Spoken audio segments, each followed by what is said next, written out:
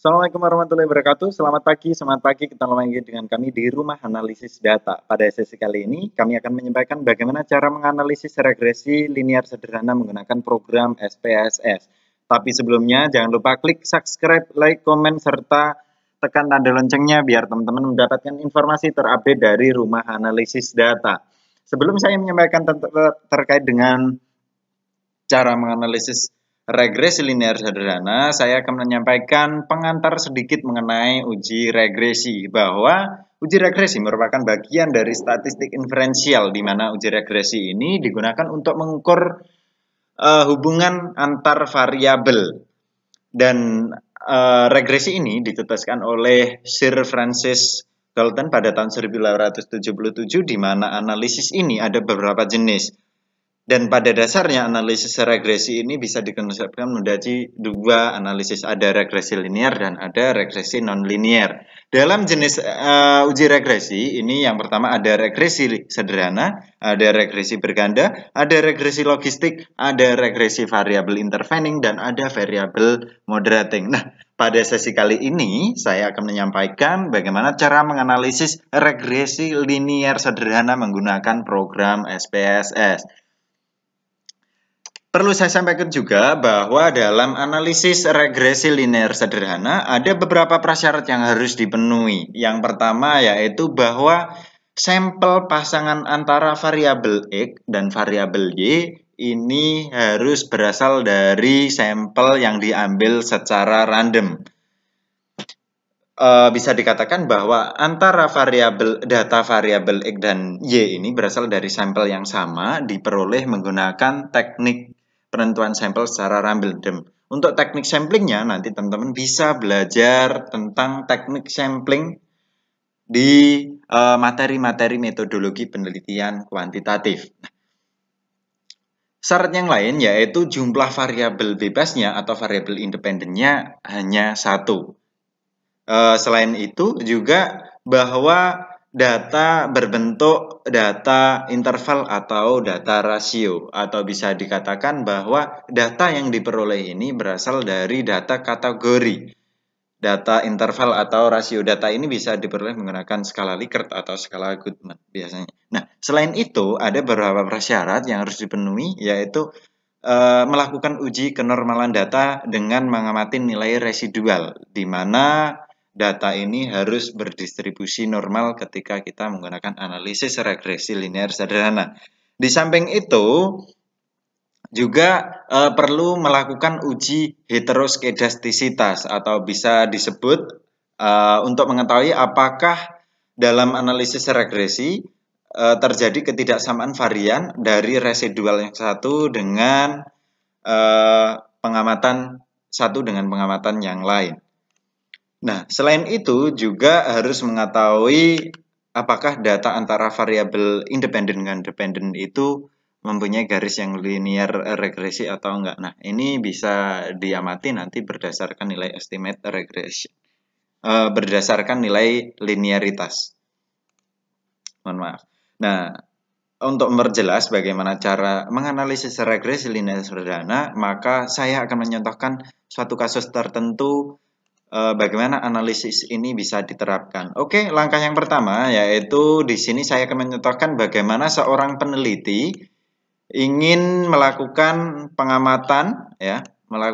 pengamatan pada kejadian, yaitu dengan judul penelitian pengaruh media pembelajaran online terhadap hasil belajar warga belajar SPNF SKB Kota Semarang. Nah, warga belajar ini sebenarnya sama dengan siswa, cuman konteksnya di sini pendidikan non formal, jadi namanya warga belajar.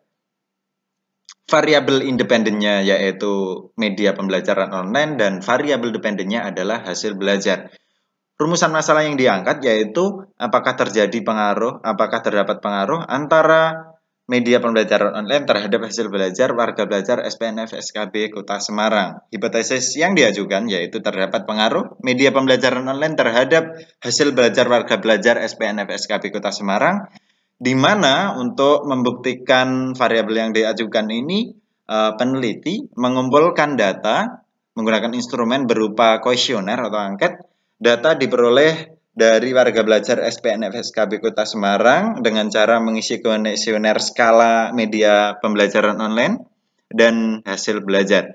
Data tersebut diperoleh dari 125 warga belajar dan data yang sudah dikumpulkan ini disajikan menggunakan tabel seperti yang saya tunjukkan di sini ya, di mana tabel yang sudah saya sajikan ini hanya estimasi dari jumlah perolehan data menggunakan kategori dan saya ambil jumlahnya dari setiap variabel. Oke, langsung saja bahwa dalam melakukan uji atau analisis regresi guna membuktikan hipotesis ini ada beberapa persyarat yang harus dilalui. Yang pertama seperti yang tadi ya, ada uji normalitas, ada uji linearitas, dan ada uji heteroskedastisitas. Oke, langsung saja. Dalam uji normalitas kali ini saya akan menguji dengan melakukan dengan cara yang pertama kita buka program SPSS-nya.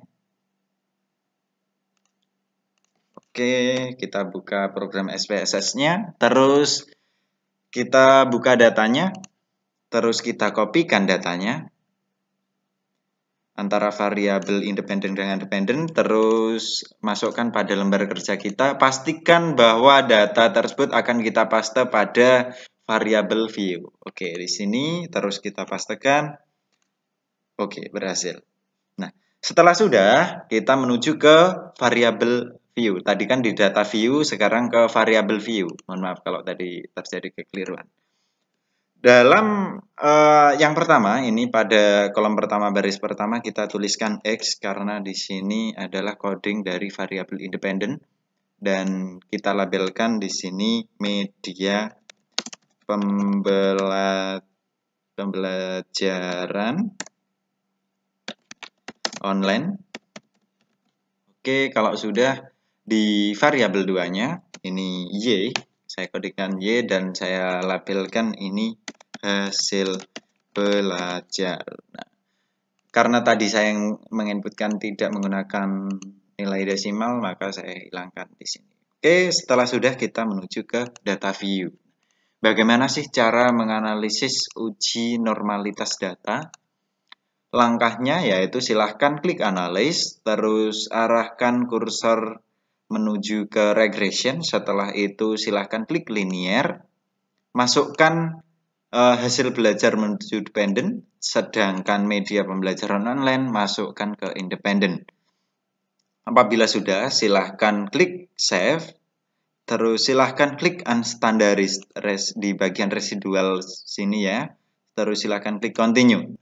Kalau sudah, silahkan klik plots, terus masukkan Z-Pred ini menuju ke X, terus dan sprite ini menuju ke Y. Silahkan klik histogram dan normal probability plot. Silahkan klik continue dan silahkan klik OK.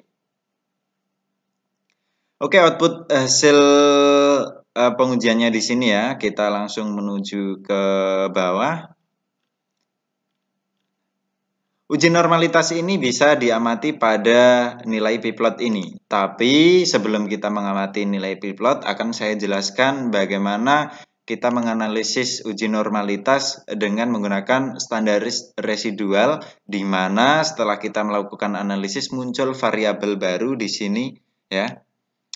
Nilai res 1 ini adalah nilai standaris residual.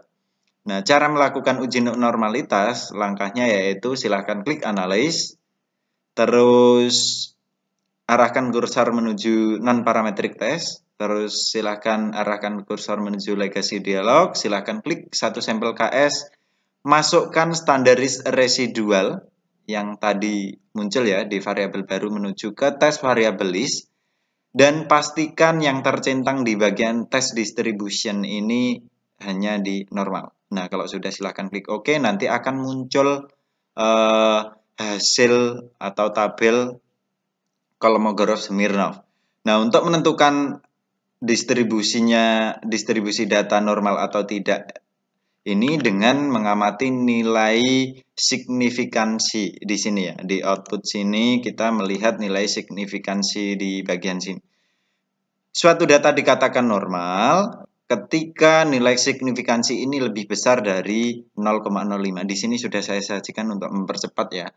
Ketika nilai signifikansi ini kurang dari 0,05, maka dikatakan distribusi data standaris residual pada pengujian regresi linear ini tidak berdistribusi normal. Selain itu, seperti yang tadi saya sampaikan bahwa pengujian normalitas ini tidak terbatas pada Kolmogorov-Smirnov saja sebagai dasar, tapi kita bisa melihat pada nilai p-plot ini.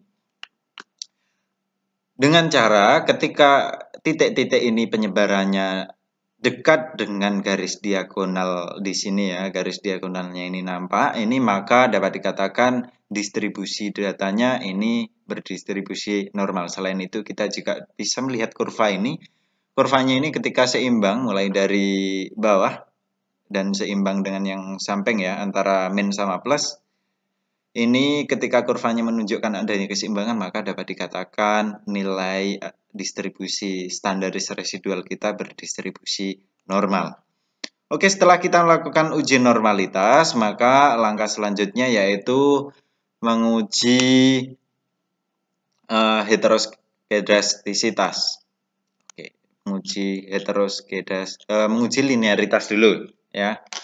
Dalam melakukan uji linearitas, yaitu kita langkahnya silahkan klik analyze, terus menuju ke Campermean, terus silahkan klik means, nanti akan muncul lembar kerja seperti ini. Media pembelajaran online masukkan ke independent list, sedangkan hasil belajar masukkan ke dependent list. Setelah itu silahkan klik option, silahkan klik test of normality, for normality, pastikan ini sudah tercentang dan silahkan klik continue lalu klik OK. Nah, kalau sudah kita langsung menuju pada tabel ANOVA tabel di sini. Untuk menetapkan data antara variabel independen dengan dependen tersebut ada hubungan yang linear atau tidak, itu dengan cara mengamati deviation from linearity. Dikatakan suatu data ini mempunyai hubungan yang linear antara variabel X dengan Y ketika nilai signifikansi ini lebih besar dari 0,05. Terus selain itu kita juga bisa melihat nilai F hitung dengan membandingkan nilai F tabel. Mengamati dari hasil output, nilai signifikansi pada deviation from linearity ini lebih besar dari 0,05 sehingga dapat dikatakan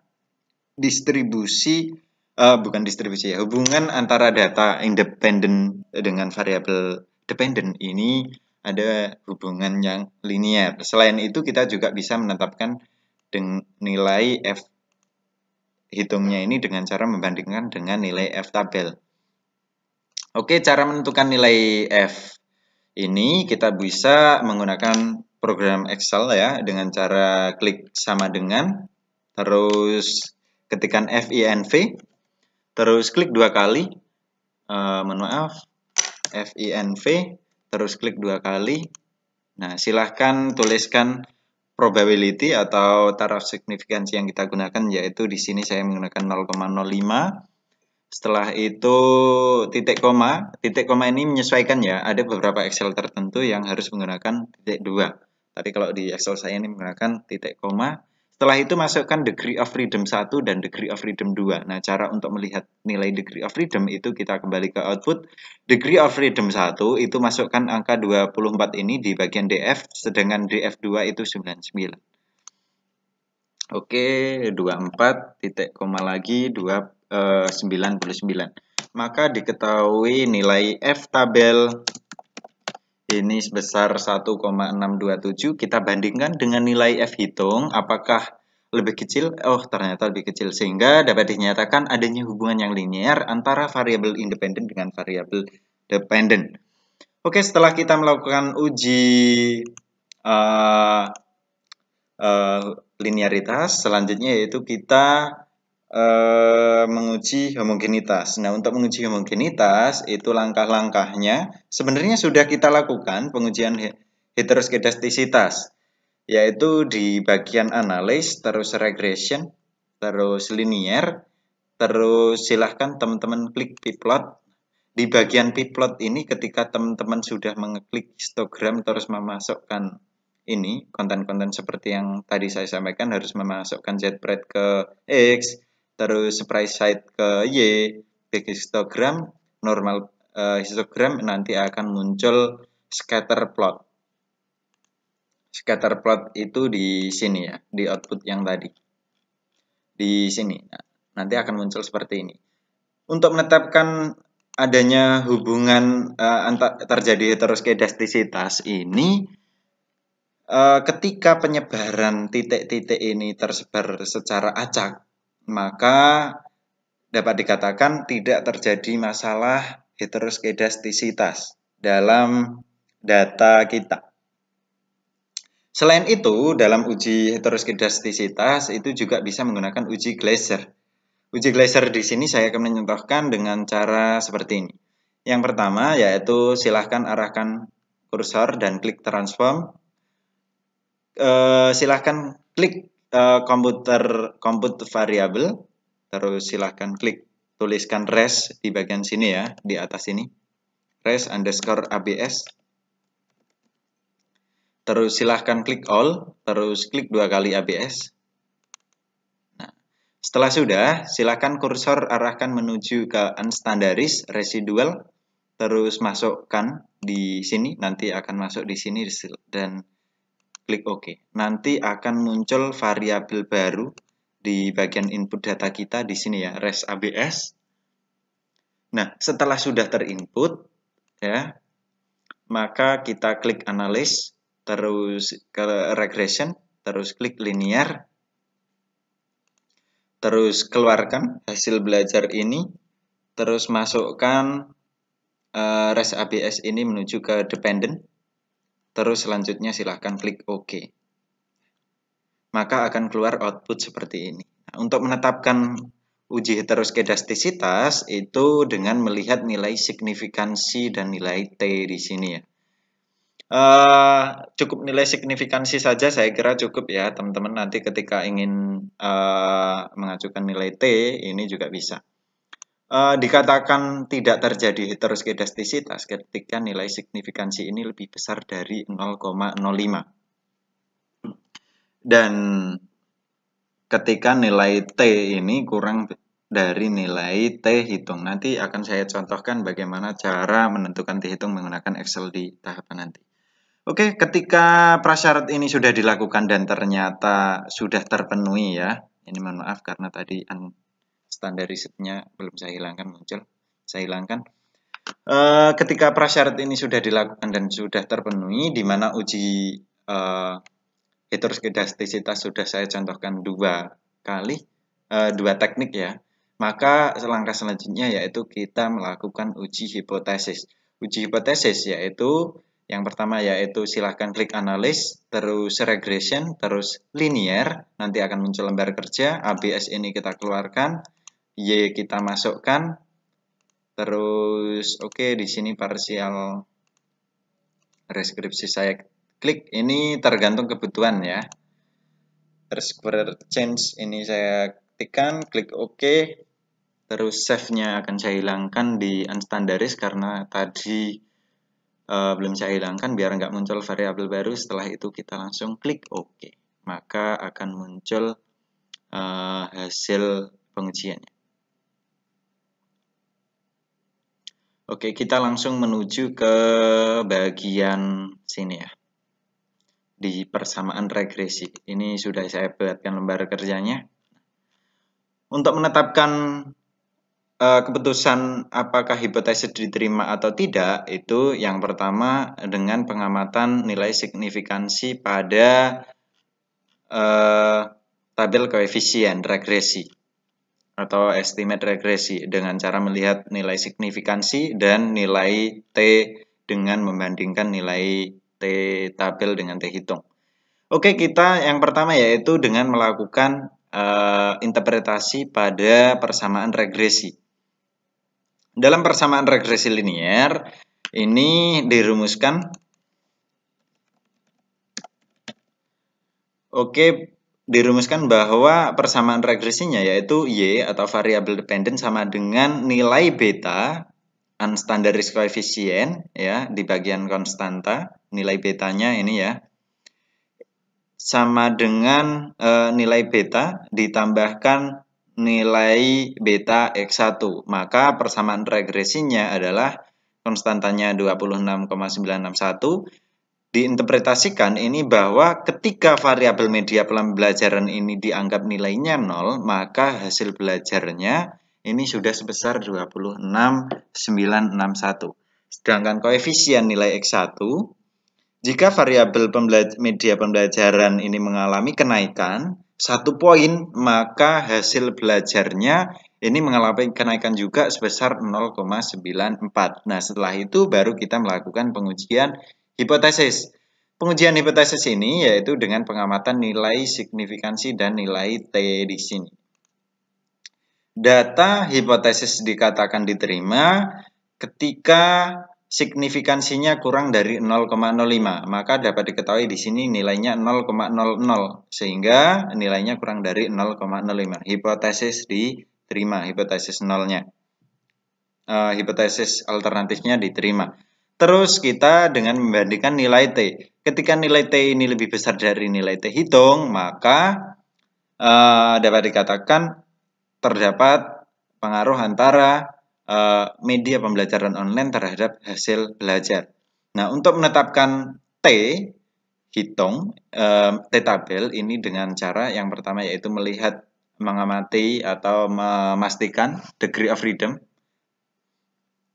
dengan memastikan nilai signifikansi, terus yang kedua yaitu memastikan nilai degree of freedom-nya. Untuk menetapkan degree of freedom itu dengan cara yang pertama yaitu mengetahui jumlah sampelnya. Ini saya tetapkan langsung menggunakan Excel ya, saya contohkan di sini. Oke, T tabel.